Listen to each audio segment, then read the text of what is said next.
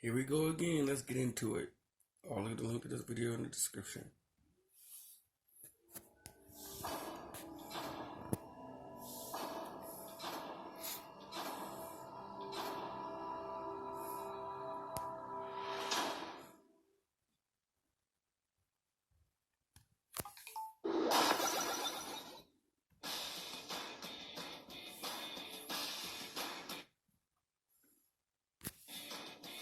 Hey, Wiz, what has blonde hair, wears red, and fights like hell? Today's fighters? Oh, you guessed it. Ken Masters, the street fighting family man. And Terry Bogard, the orphan turned king of fighters. He's Wiz and I'm Boomstick. And it's our job to analyze their weapons, armor, and skills to find out who would win a death battle. As the son of a rich hotel tycoon, young Ken Masters wanted for nothing. Stupid rich kids, why don't their parents ever teach them any real value? Like squirrel cooking or how to throw a punch. Well, turns out Ken's an exception. Eager to teach his son some discipline, his father sent him to Japan to train in martial arts. Yeah, turns out Ken's dad was buddies with the master karate hermit Goken, who Ken trained under for a decade, alongside a young warrior named Ryu. Under Goken's eye, Ken was taught the ways of the Ansatsuken, or Assassination Fist, albeit Goken's own non-lethal variant. He learned techniques like the blast of ki energy known as the Hadouken, and also the Tatsumaki Seppukaku. Tatsumaki Seppukaku, also known as the Hurricane Kick, a spinning kick that leaves opponents reeling, but is also pretty good for getting past projectiles. But the move he excels at the most is the Dragon Fist, the Shoryuken. It's a devastating rising uppercut, and Ken's so damn good at it he can set his whole damn fist on fire. At his best, he can perform the Shinryuken, or Divine Dragon Fist. Not only is this attack engulfed in flame, it also creates a vacuum effect, drawing opponents in for multiple strikes. The Shinryuken is the most powerful natural form of the Shoryuken technique. Well, so long as you're not possessed by evil murder energy, but you should watch Ryu vs. Scorpion to learn all about that. With his training complete, Ken returned to America, proving his new discipline and kickassery by winning several fighting tournaments. Including the premier U.S. martial arts tournament, where he won the finals and met his future wife, Eliza. Ho ho ho! That is certainly what I would call a win. Proud of his victories, Ken returned to Goken's dojo to tell his former master the good news. But he got there a little too late. Dang, missed out on all the finger painting. After meeting up with Ryu to mourn their master's apparent death, Ken decided to enter the prestigious World Warrior tournaments, just for the chance to fight Ryu again. But Ken's always fighting, both in and out of tournaments. He takes on anything from crime lords to professional assassins, and he's strong enough to send a man flying 15 feet in the air with a single punch. The force of which would definitely kill an average person, which Ken is anything but. He's strong enough to beat the Dictator Bison with Ryu, and he's fast enough to dodge attacks from Akuma, one of the most powerful characters in the Street Fighter universe. Then there was his cage match against the claw-wielding Vega, where he punched him so hard he completely reversed the guy's momentum after he leaped from the ceiling. Doing so after losing tons of blood from dozens of lacerations, and with both of his feet broken and impaled. Considering much of a punch's force comes from the lower half of a person's body, this is practically unbelievable. Talk about endurance. I can see how he got his wife.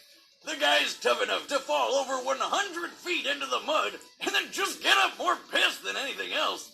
But when it comes down to it, Ken's strongest asset is his conviction to win, only made stronger when it comes to defending his friends. Though he is pretty cocky, if he's feeling good about a fight, he'll sometimes just laugh at his opponents instead of finishing them off, leaving himself wide open. Still, if you enter the ring with Ken Masters, chances are you're gonna get burned.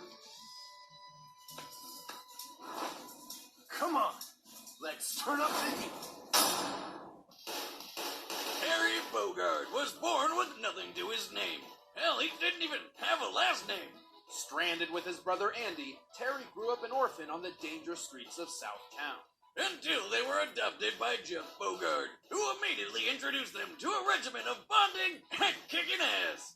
Now that's a good dad. Well, until he got murdered. When he was only 10 years old, Terry and Andy watched helplessly as their foster father was murdered before their eyes by Geese Howard, a notorious crime lord.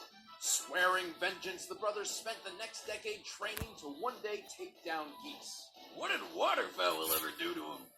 No, not birds, Geese Howard, the bad guy. Look, Wiz, I know you're not a poultry scientist degree holder like myself, but you should know that the singular term for geese is goose. It's just common sense. Let's just move on. As the years went by, Terry became an exceptional martial artist, mastering boxing, karate, kung fu, and kickboxing. He developed an impressive list of techniques, like the burn knuckle, a fierce punch surrounded by energy. And the crack shoot, a jumping axe kick. Or he can just punch the ground so freaking hard he makes a power wave, where he sends a deadly wave of energy through the earth towards whatever poor bastard he's fighting. But even after learning all of these, Terry knew he would need more to defeat Geese. Goose. No. So he sought out his foster father's old master, who taught him the secret technique of the Hakyoku Seiken, the art of the 8 extremities holy fist. Holy fist, huh? Is that like punching the Jesus into people or something? No, but he is punching with the power of Earth. Fire, wind, water, heart, go, Terry! Okay, sorry, couldn't help myself. Anyway, with Hakyoku Seiken, Terry can literally pull and channel energy from the earth beneath his feet. And with the earth's chi, he can enhance his attacks to extreme level.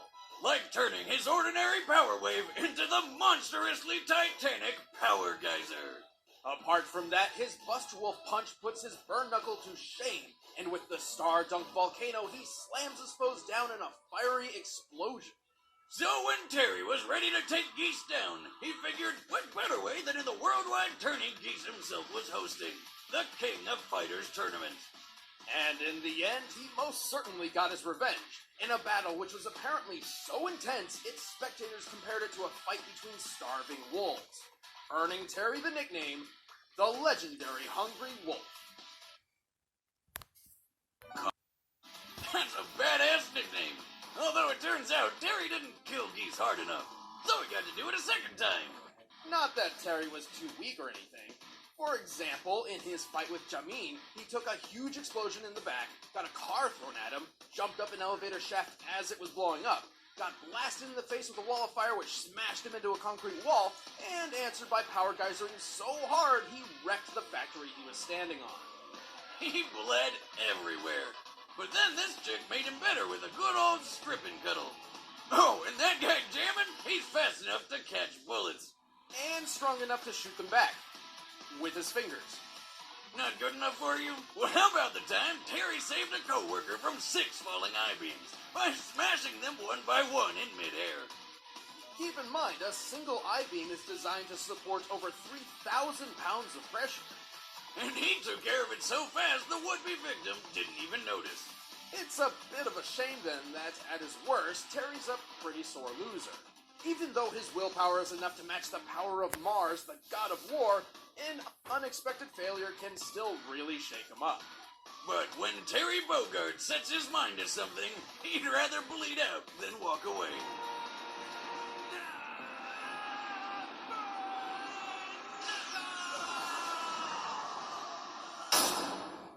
Alright, the combatants are set. Let's end this debate once and for all. But first, Wiz has got something to tell you about saving time and eating food, so what's not to love? You know how it is. Researching characters and making them fight to the death is time-consuming. I don't have time to go to the store and make my own meals, but I also don't want to doom my existence to fast food sugar addiction. Thankfully, Blue Apron changed all of that.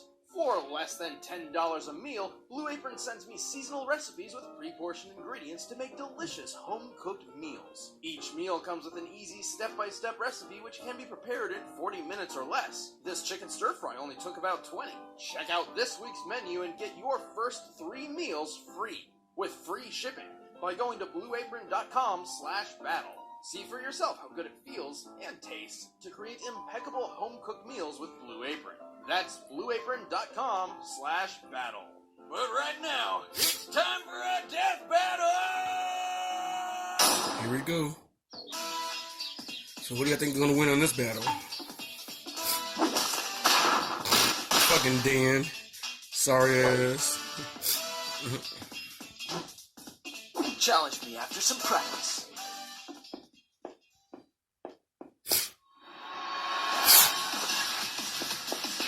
Oh. Come on, show me what you're made of.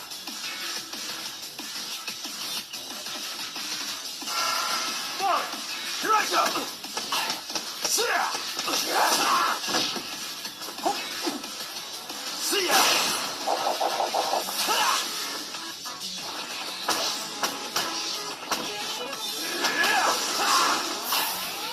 Come on, man. Take this seriously.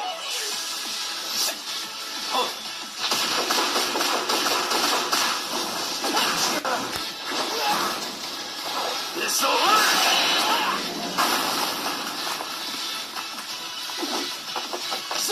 What are they looking?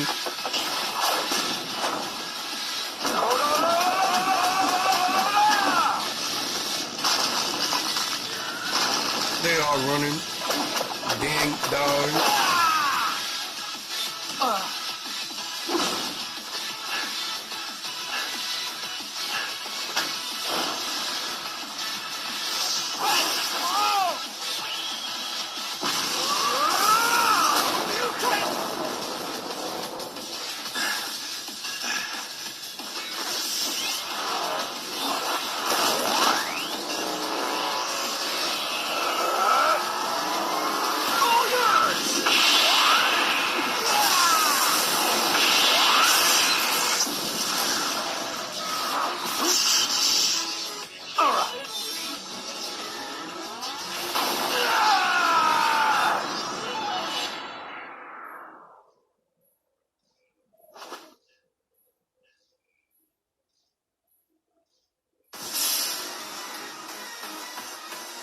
You're dead.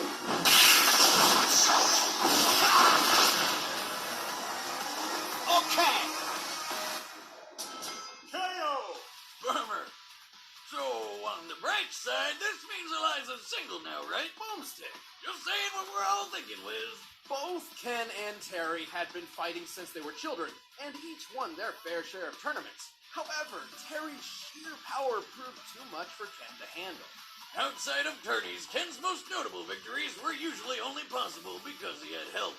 Sure, Ken's taken down Zangief, Hugo, and Vega multiple times, who are extremely deadly in their own right, but they aren't nearly as heavy hitters as those on Terry's resume, like Krauser and Mars.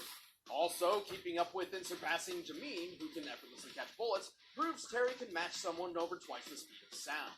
Much faster than anything Ken's ever shown. Man, when Eliza hears about this, she's gonna feel terrible.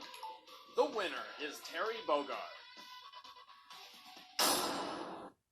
Please like, share, subscribe. Peace out. I got more coming.